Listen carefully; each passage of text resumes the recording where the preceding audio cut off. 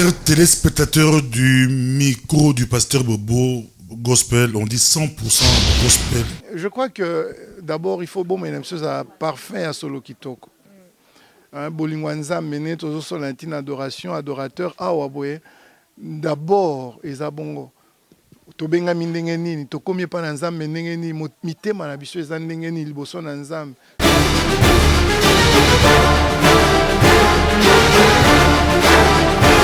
Notre génération, tout le monde a l'absolu. Si va passer au Tobaga, va zapper mingité, va bouquer la poto, va garder la flamme, va banger ensemble, ti, va tirer ensemble, de foule et le bagage et rien. Mais quelle est la bonne doctrine où il faut bâtir l'église, pasteur?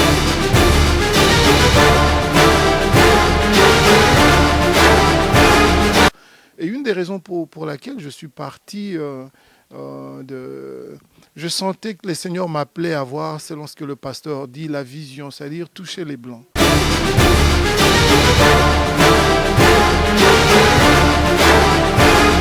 Chers téléspectateurs du micro du pasteur Bobo Gospel, on dit 100% Gospel. Nous sommes à Anvers, c'est un peu petit Gospel, nous sommes partout. On peut être aux États-Unis, au Canada, à Paris, partout. Mais aujourd'hui, nous étions à Anvers, chez le pasteur auto-église de Mont-Sillon à Anvers. Tout le monde connaît l'église Mont-Sillon. C'est une église que Dieu agit puissamment.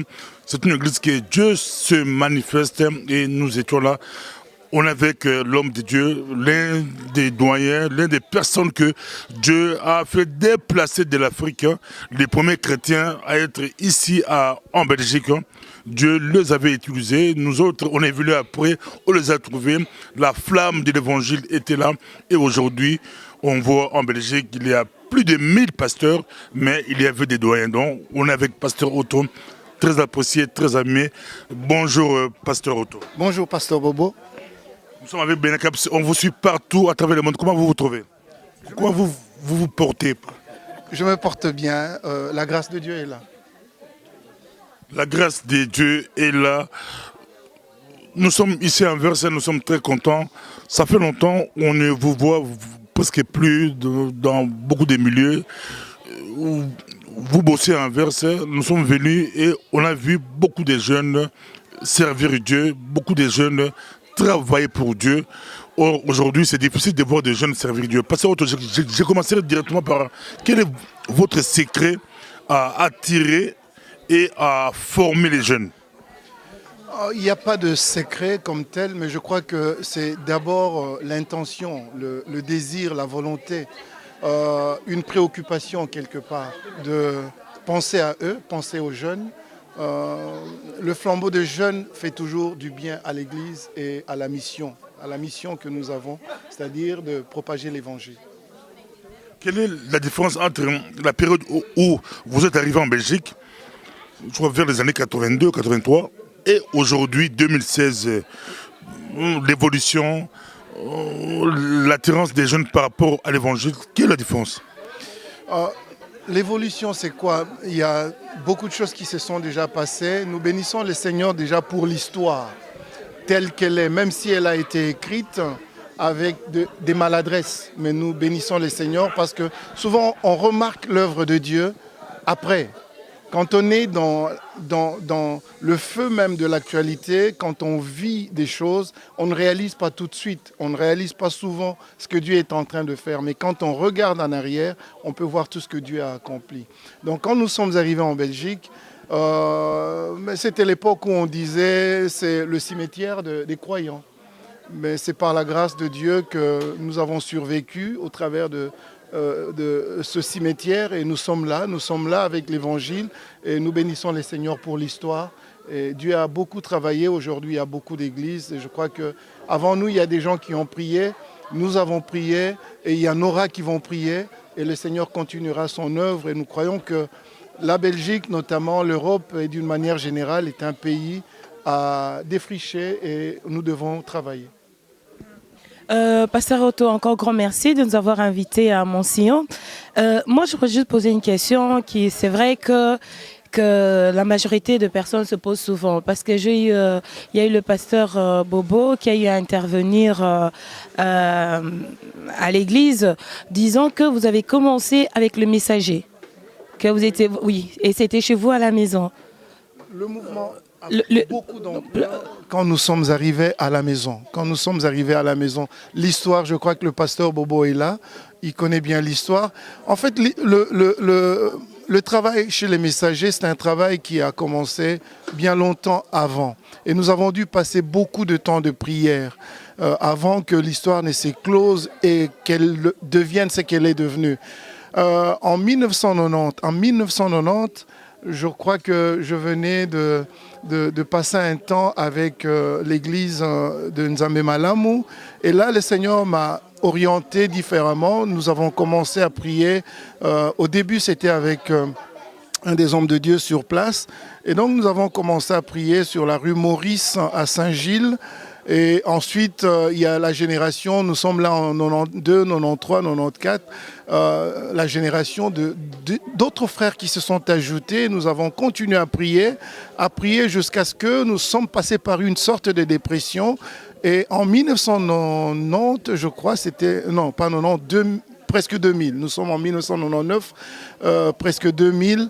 Là, le Seigneur donne une nouvelle ouverture à ce travail qui était d'abord un travail de prière dans la maison. Nous avons essayé de faire un certain nombre de tentatives pour faire en sorte que ce travail-là aille plus loin, mais le Seigneur n'avait pas permis cela.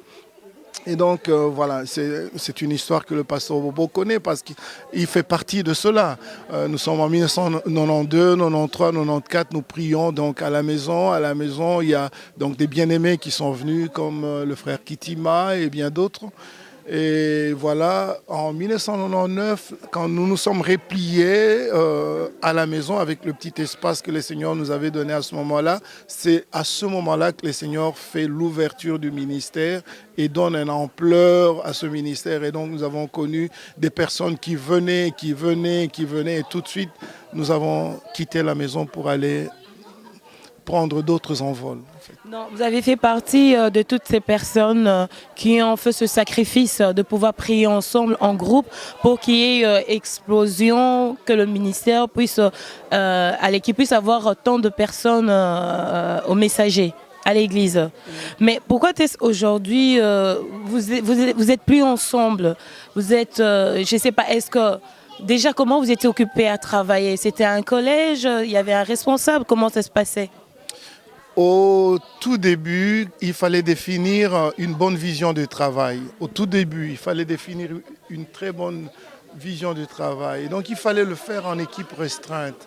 Nous l'avons fait justement. Nous l'avons fait avec le pasteur Jean Blaise, qui est actuellement à Kinshasa. Nous l'avons fait avec le pasteur Bobo, qui est là. Et donc, on a commencé comme ça pour donner cette impulsion-là au travail. Et je reviens sur la question pour dire que le travail du Seigneur, c'est un travail qui a comme support d'abord la prière. Je ne pense pas que c'était seulement nos prières à nous, mais la prière de beaucoup d'autres personnes nous a aidés. Derrière nous, vous savez, nous avons des apôtres, nous avions une église derrière. Et tous ces gens-là, à partir du pays, nous encourageaient, faites. Et quand c'était le temps de Dieu, avec nos prières, avec les leurs, je crois que le Seigneur a fait cette ouverture.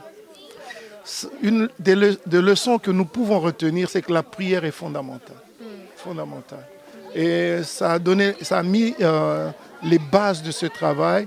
Et je crois que quelque part, il y a une sorte de continuité par rapport à ce que nous avons mis comme base, comme fondation. Nous avons mis la fondation et le reste, voilà, les autres peuvent continuer. Bien, la classe va continuer comme elle parle là, mais moi j'aborde autre sujet. On nous suit partout, à travers le monde. Nous sommes avec l'homme de Dieu, le pasteur Otto Malingi. Otto Malingi, des fois au niveau du micro du pasteur Bobo, on interviewe beaucoup de pasteurs, mais il y a un problème qui se pose dans nos églises. C'est difficile d'avoir les Européens, les Blancs dans nos églises. Or, vous êtes doyen, vous avez prié même à l'époque, vous priez avec les pasteurs blancs. Vous avez, jusqu'à aujourd'hui, vous travaillez avec les pasteurs, j'ai dit, blancs. Ils nous suivent, on peut les saluer aussi. Mais comment faire pour atteindre ce peuple? La Belgique a 11 millions d'habitants. Les Noirs, on ne dépasse pas 200 000 personnes. Que faire pour atteindre Batambo, pasteur Otto, vous êtes doyen dans ces pays, vous avez de l'expérience. Nous avons peut-être beaucoup de choses pour arriver à faire ce travail. Nous avons beaucoup, nous avons les seigneurs, nous avons une vie de prière, nous avons le feu avec nous, mais je crois qu'il y a certaines choses qui nous manquent, notamment une préparation par rapport à la mission. Une préparation par rapport à la mission. Vous savez, le mouvement missionnaire n'a pas commencé de l'Afrique jusqu'ici. Ça a commencé ailleurs, ça a commencé déjà à Jérusalem. Et puis ça s'étend. Si on veut aller plus loin, ça a peut-être commencé en Galilée. Mais je crois qu'il faut se préparer pour la mission. Ça, c'est déjà une première chose. Quand c'est parti d'ici, pour l'Afrique et pour les autres coins, pour l'Amérique, je crois que ces gens-là ont fait des erreurs et puis ils se sont ressaisis pour se préparer, pour avoir une certaine efficacité par rapport à la mission. Nous aussi, je crois que nous avons besoin d'une certaine préparation. Ça, c'est une chose. Pour voir comment est-ce que nous pouvons faire passer le message biblique dans ce pays, avec son histoire, même si dans le temps, c'était des pays chrétiens ou catholiques, chrétiens, ce que vous voulez, mais nous avons besoin quelque part de nous préparer et de savoir comment pénétrer. Sans préparation, je crois que nous allons buter à un problème. C'est surtout ce problème-là. C'est surtout ce problème. L'autre chose, je crois que c'est par rapport au fait que nous manquons de cohésion entre nous. Ça fait beaucoup d'églises, mais sans efficacité pour le moment. Et nous pouvons pallier à cela, à mon avis. On le suit partout à travers le monde. Nous arrivons à Anvers. On voit beaucoup de jeunes servir Dieu dans cette église. Je reviens avec les jeunes. Moi, ça m'excite, ça me séduit. C'est vraiment extraordinaire. Nous bénissons notre Dieu. Quelle est votre vision par rapport à Anvers? Avez-vous une vision? Et puis, deuxième question, je pose deux questions en même temps pour passer le micro. En même temps, vous travaillez, vous avez un projet, vous dirigez pour ces deux églises. Pour les gens qui ne savent pas, vous avez un projet où vous prêchez aussi les Européens. C'est un projet que vous travaillez avec John Jupp, le pasteur John Jupp qui est anglais. Vous travaillez dans des milieux pour atteindre tous les peuples.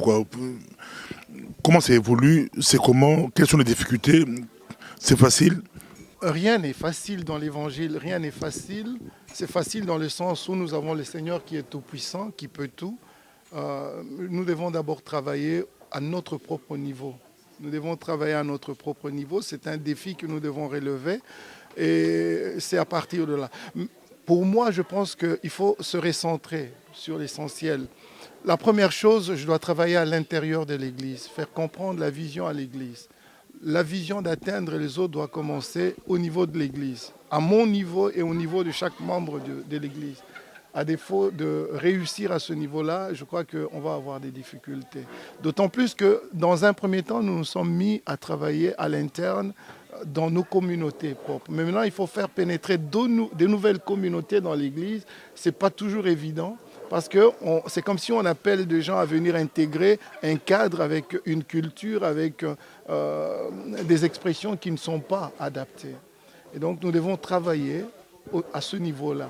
Si nous réussissons à ce niveau, nous pouvons passer à une autre phase, c'est-à-dire la phase d'aborder et d'avoir une certaine efficacité à l'extérieur. Je sais que quand j'étais petite, j'allais à une église pas loin de Messager. Vous avez dit que vous avez passé le temps de prière. Et à un moment, Dieu a fait une bonne ouverture, il y avait du monde et tout. Pourquoi aujourd'hui, vous ne profitez pas de cette bénédiction et que vous êtes partis et que vous n'êtes pas en groupe parce que c'était le moyen de pouvoir travailler ensemble et bénéficier de cette bénédiction? Pourquoi est-ce que c'est seulement vous ou bien il y en a aussi d'autres qui sont partis? Voilà, c'est moi qui suis parti. Je suis parti seul par conviction. Je suis parti seul parce que c'était le temps où il fallait le faire. Et donc je suis parti. D'autres raisons peuvent être là tout autour, mais je crois que c'est d'abord par rapport à ce que je sentais moi-même qu'il fallait prendre cette décision-là et partir. Parce qu'on dit le messager au temps du pasteur Otto et maintenant il y a une forte différence. Est-ce que c'est vrai ou pas? Ça c'est le pasteur Bobo qui pourrait nous en parler parce qu'il est là. Il est encore là dans l'église, il est là parmi les responsables de l'Église. Bon, il y a des choses qu'on partage avec lui, mais c'est lui qui pourrait mieux en parler que moi, en fait. Pourriez-vous répondre à cette question? On le suit partout à travers le monde sur les micros. Et si je suis journaliste, peut-être si vous deux, vous me recevez, je pourrais répondre. Mais Benakams pourrait peut-être voir d'autres membres de l'Église des messagers qui pourront vous répondre sur une très belle question. Mais les messagers, à l'époque, à Troyes, ça bouleversait non seulement l'Église, c'est la ville. La ville de Bruxelles a été secouée, même la Belgique même a été secouée par la mouvance de l'esprit qui agissait à cette époque-là. Mais nous sommes avec l'homme de Dieu, le pasteur Otto. Vous arrivez à Anvers, vous achetez un bâtiment. Est-ce que ça va? Parce que ça va, le bâtiment est toujours votre propriété? Non, c'est vraiment une bonne histoire, une bonne vision.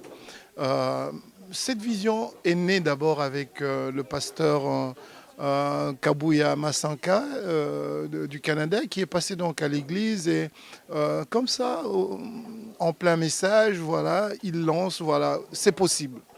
Et donc, la parole de Dieu est sortie, nous l'avons saisie et nous nous sommes mis dans la foi à poursuivre cette vision et nous l'avons atteinte.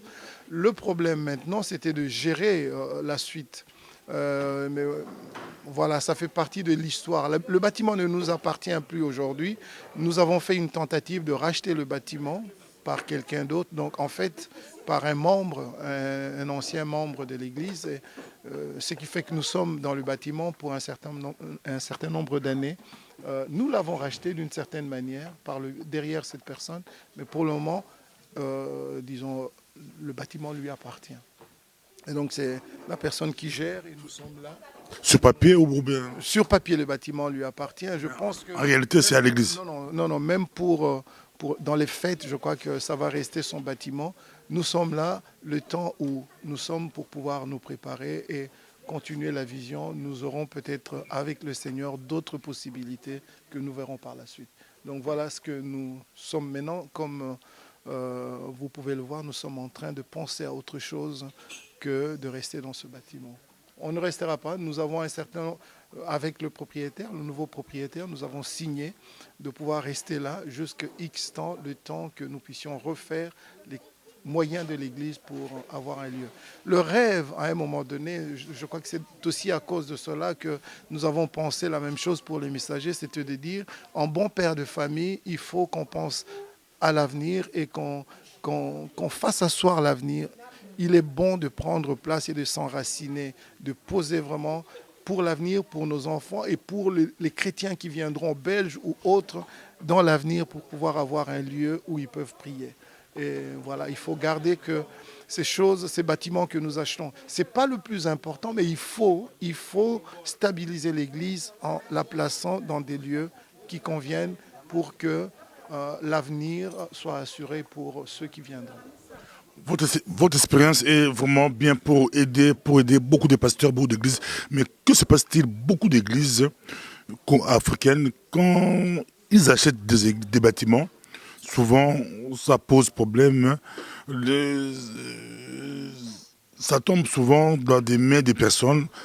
Quand vous cotisez l'argent, quand les gens donnent l'argent, c'est pour tout le monde. Mais quand la chose est achetée, souvent, les églises africaines se retrouvent par rapport à la loi. Et ça tombe toujours que c'est 3-4 personnes ou une personne qui redevient propriété de ce bâtiment. Si vous voulez conseiller, quel conseil pouvez-vous donner aux églises? Ça, c'est difficile. Je crois que ça dépendra toujours des cas, de chaque situation. Mais à mon avis et par l'expérience que nous avons connue, je crois que le problème, c'est toujours de gérer. Une fois que vous avez acheté, il faut gérer. Mais maintenant, si vous pensez que pour gérer, il faut qu'il y ait quelques personnes qui sont dans l'affaire, c'est un risque, c'est un certain nombre de problèmes aussi qui vont se poser. Mais si vous développez assez de moyens, vous pourrez directement acheter par vous-même et donc être une association qui achète. Mais vous connaissez les lois. C'est les lois qui ne permettent pas aux associations, en tout cas actuellement, à pouvoir acheter en tant qu'association. Ça fait longtemps que vous êtes en Belgique, que vous avez à gérer plusieurs églises. à côtoyer plusieurs églises. Quelle serait votre analyse en ce qui concerne les églises de notre communauté aujourd'hui sur Bruxelles? Est-ce que nos églises ont de l'impact, ont de l'influence? Est-ce que nos églises ont beaucoup de lacunes aujourd'hui en ce qui concerne l'évangélisation? En tout cas, je suis en Belgique depuis quelques années. Je n'ai pas vraiment vu des véritables mouvements d'évangélisation dans le pays. Autant dire que le réveil est peut-être en route, ou il est là, je ne sais pas. Mais les fruits d'un réveil se voient. Hein. Pour le moment, je ne vois pas encore les fruits des réveils. Peut-être dans nos milieux, nos enfants et tout. Et encore là aussi, il faut vraiment distinguer les choses. Je ne pense pas que nous avons atteint ce que nous devons atteindre. Et maintenant, qu'est-ce qu'il faut? Il y a peut-être moyen de faire mieux. Je parlais ici de cohésion, mais pour le moment, je crois que les églises travaillent chacune dans son coin, les pasteurs travaillent chacun dans son coin. Il n'y a pas vraiment de cohérence dans ce que nous faisons. Mais c'est quoi ce problème? Pourquoi est-ce qu'il n'y a pas une personne qui peut se lever et pouvoir essayer de rassembler tous les pasteurs et de conscientiser les pasteurs pour dire qu'il est temps de faire quelque chose, quoi? Parce qu'il y a la jeunesse qui se perd, les familles qui se brisent et tout. Il n'y a pas quelqu'un qui peut se lever. Peut-être qu'il y en a plusieurs qui ont des idées, mais il n'y a personne qui ose se lever et rassembler tout le monde. À mon avis, je crois qu'il faut avoir les épaules pour faire certaines choses. Hein. Il faut avoir les épaules. Si tu te sens avoir ces épaules-là, tu peux. Moi, personnellement, je ne me vois pas avec ces épaules-là. Je crois qu'il y a des gens qui ont cette carrure-là. Nous aussi, dans notre génération, en tant que serviteurs de Dieu, à un moment donné, nous avons vu des aînés, on pensait qu'ils pouvaient faire quelque chose. Il y a eu des tentatives, mais ça n'a pas abouti.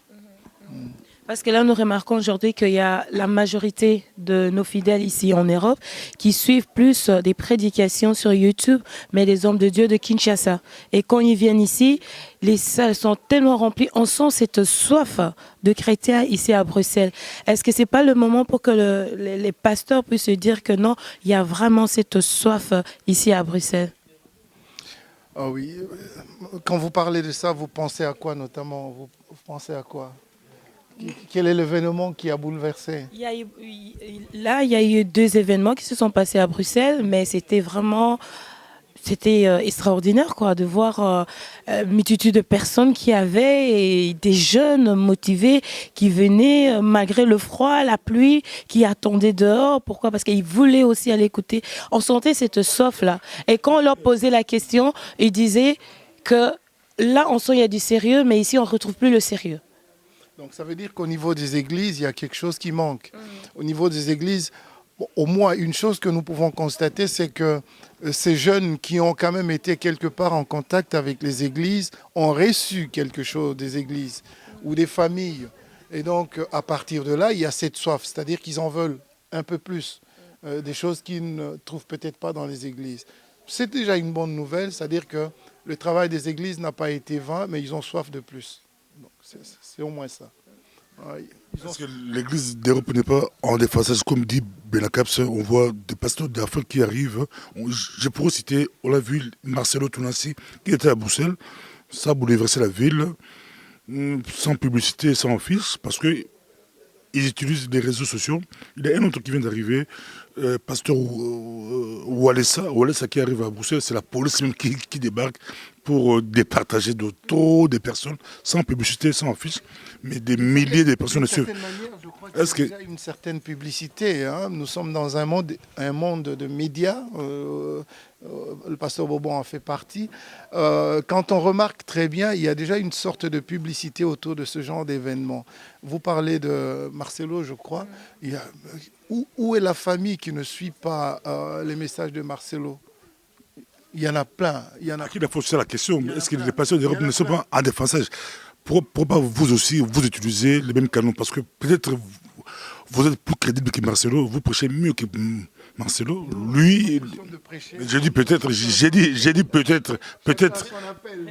mais lui peut-être, il avait compris, il est en Afrique, il comprend avant beaucoup de pasteurs d'Europe. Je crois que chaque personne a son histoire. C'est vrai qu'il y a des gens qui sont sur les réseaux sociaux. Il y en a qui ne sont pas. Peut-être le retard est là. Il y en a qui utilisent à fond les réseaux sociaux et qui l'utilisent mieux qui les utilisent mieux. Et donc je pense que ça peut être une des raisons. On le suit partout, à travers le monde, c'est MPB TV Gospel, tous les Sengo. Nous sommes en verse, mais je peux aussi poser même une question à Ningala. À Ningala, toi les Sengo, présent, toi l'enverse, toi Mboka Diamant, Mboka Yaba Flamand, toi Lina Pasteroto. Mais phénomène, on peut phénomène Pasteroto. Jusqu'à aujourd'hui, on reçoit des appels. Nous avons appelé, moi, Moutoye, maman Mouaïli, nous avons tous un peu calaté.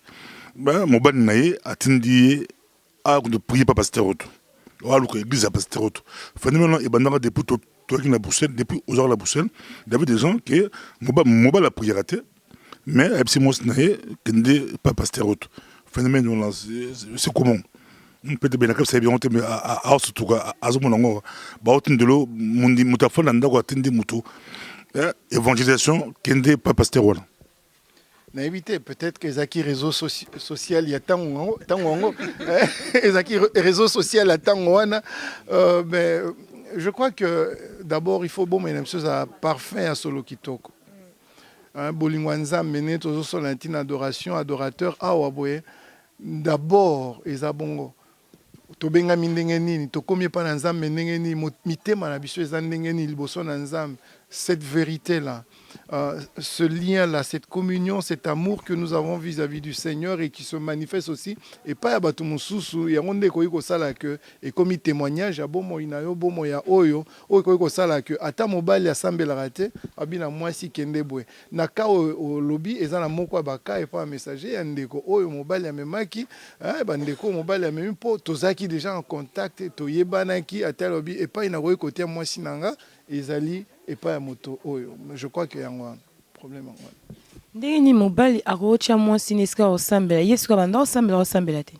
Bon, wana peut-être le lengena soit que Azaki Mutumoro a ses pays quand un témoignage, ils ont baka ebele pas un messager, baka ebele yambatu oyo bon aux autres mona moninga nanzela beaucoup tena mutu a présenté au pasteur auto et puis mutu a épé église et pas un messager et zali ebele na ko épé ko tanga baka wana mais ils ont vie privée na ko lo bon pensate mais c'est comme ça.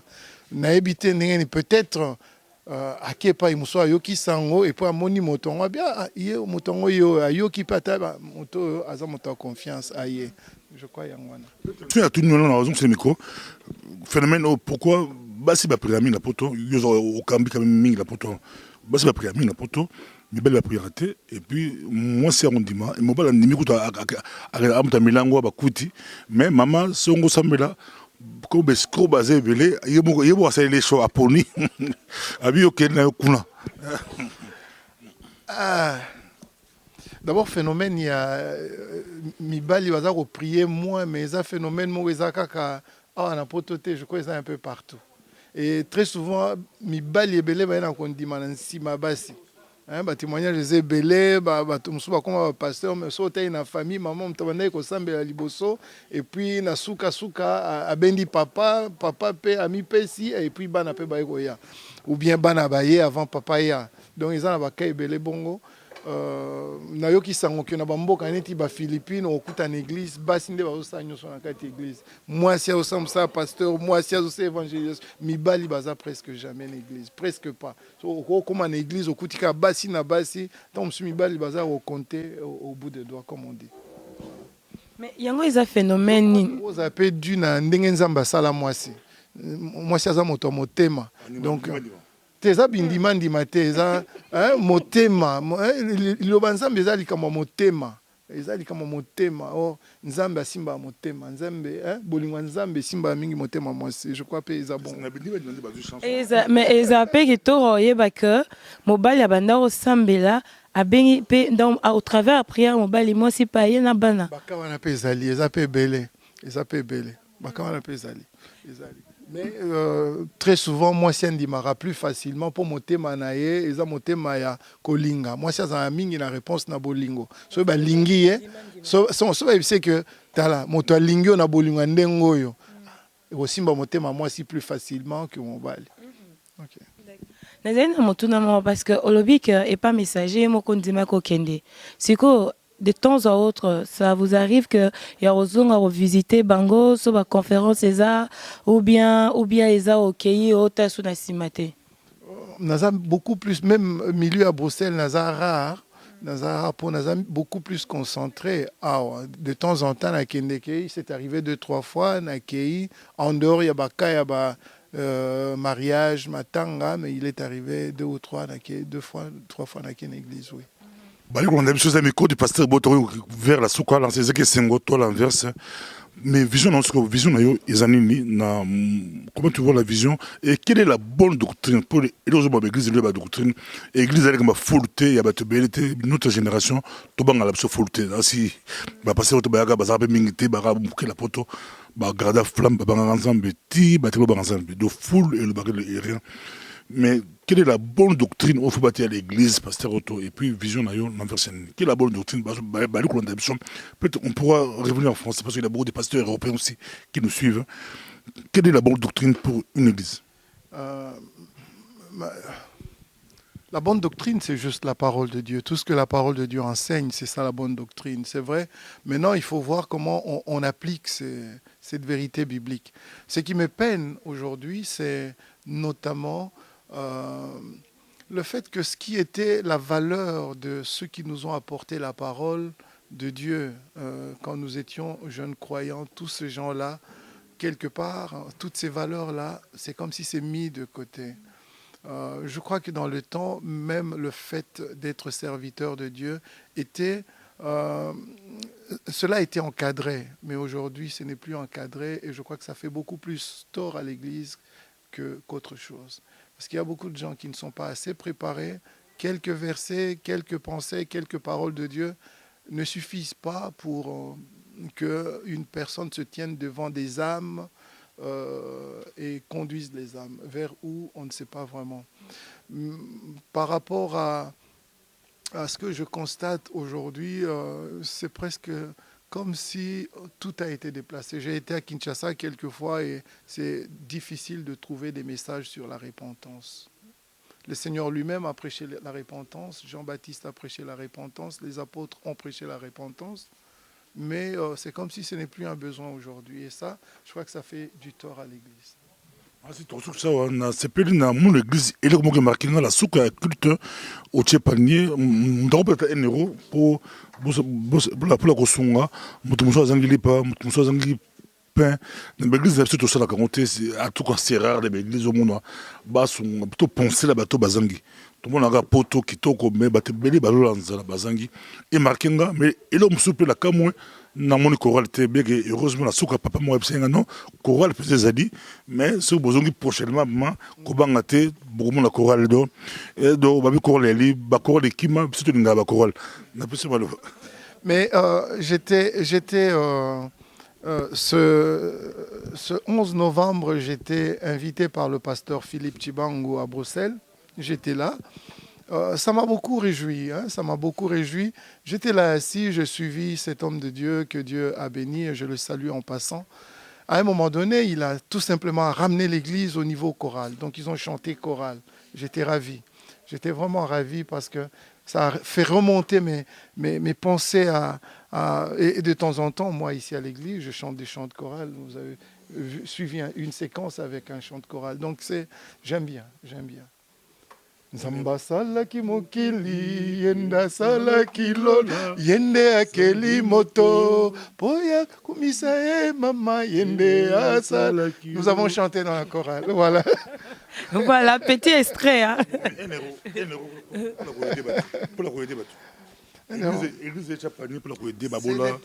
C'est des petits gestes, mais c'est des gestes pédagogiques. C'est des gestes pédagogiques juste pour apprendre à l'église, voilà. C'est une partie de la mission de l'Église et nous ne devons pas oublier cela. Conscientiser l'Église, amener l'Église. Je reviens à la question que maman était en train de poser tout à l'heure. Je crois qu'à un moment donné, si je suis parti de... Une des raisons, il y en a peut-être d'autres, une des raisons pour laquelle je suis parti de chez les messagers, vous savez, une Église qui a déjà sa fondation, c'est difficile à réorienter les choses. Et donc parfois il faut longtemps, il y a une sorte d'inertie pour que les gens vous suivent dans le sens de la vision que vous développez. Très difficile, parfois même ça apporte beaucoup de cassures.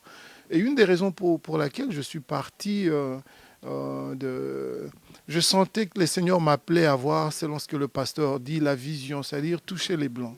Et je sentais que c'est difficile avec l'Assemblée de messagers d'emmener les choses dans ce sens-là. Très difficile.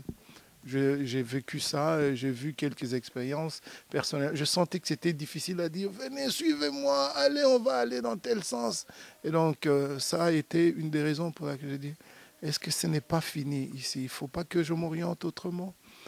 Parce que je sens en moi le poids de voir, je suis en Belgique, il y a des Belges et nous sommes là pour eux. Et donc, je me bats, je lutte et peut-être que je partirai avec ce souci, avec ce fardeau qui est des Belges. Et je sais que le Seigneur est fidèle et que tôt ou tard, ce désir-là va éclore comme ça en réalité et dans les faits, je verrai des Belges qui viennent en masse. Et le secret, c'est toujours la prière, le secret, c'est la foi. Amen, amen, amen. Nous le croyons. Le secret, c'est la prière, c'est la foi.